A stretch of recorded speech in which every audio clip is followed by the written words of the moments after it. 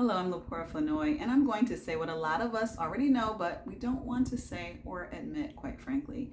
And that is that leadership development is broken. Yes, I said it, broken. So we're going to talk about why that is and the 7 things that you can do about it. This is targeted to CHROs, CEOs, and other leaders who are courageous enough, but yet tired of watching smart talent stall in place or leave out of lack of development. So again, I'll say it, leadership development is broken. It's not just cracked or outdated, it is broken. I'm sure that you, not alone, but you are pouring millions into programs that check every box. Coaching, assimilations, assessments, e-learning, simulations, but you're still watching your best and brightest plateau at the manager level or fizzle under the pressure at the director level. You're probably outsourcing or pulling in talent from the outside for anything above and beyond those levels.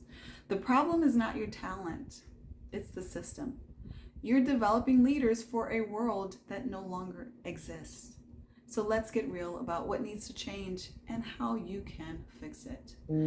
So we're going to talk about 7 ways to boldly shift the direction of your leadership development.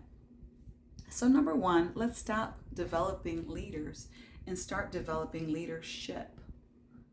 You know, many of us, we've built programs to shape personalities when we should have been focused on shaping capabilities. Leadership is not about being impressive. There are a variety of different leaders who are impressive in different ways, but it's about being impactful. If your people can quote your model, but they cannot calm a room or develop someone else for their place, then there's a problem. If they cannot realign a team after a crisis, what exactly are we measuring in a time of transformation and change? Secondly, in those one-on-one workshops, those leadership offsites, that are not transformations, they're just these one-off appetizers. The real work is not that constructed. It's messy.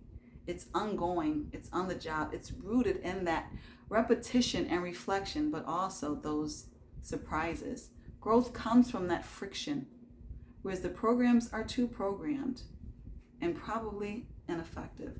Leadership development is our next business crisis. Leadership development is our crisis today. Leadership is not a reward of tenure. It is a response to the future. So if your development pipeline does not match your strategic roadmap, it's not development. It's nostalgia. Don't do it just because we've always done it. Teach leaders to lead themselves first. That's the 4th very important step. Give a leader the right way to understand their triggers, to understand how their ego operates.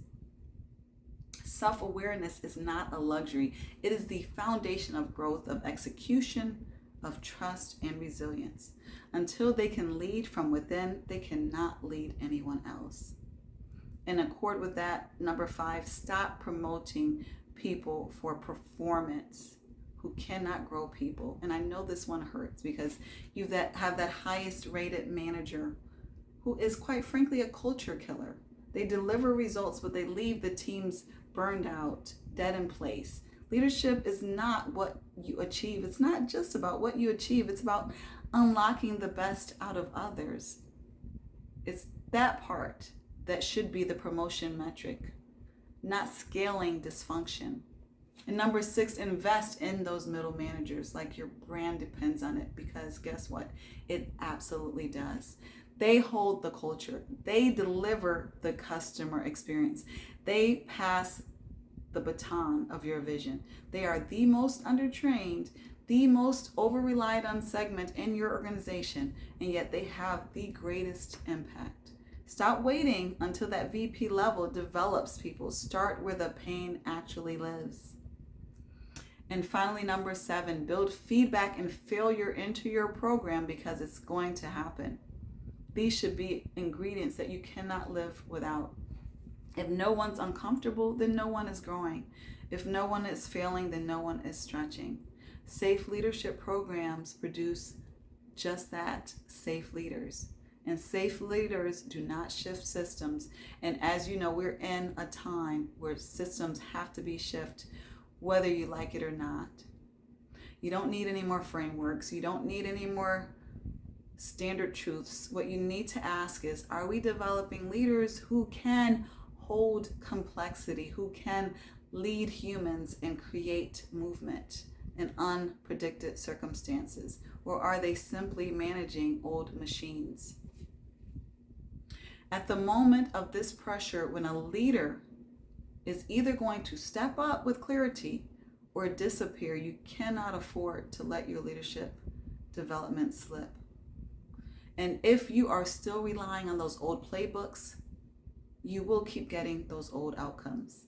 Talent stuck in limbo, culture driven by compliance, innovation slowed by fear. You know that we can do better. You know that we must do better, not just for the business, but for the humans in it. So let's stop calling what we're doing development when we're really, quite frankly, not developing anyone. Let's rebuild leadership from the inside out.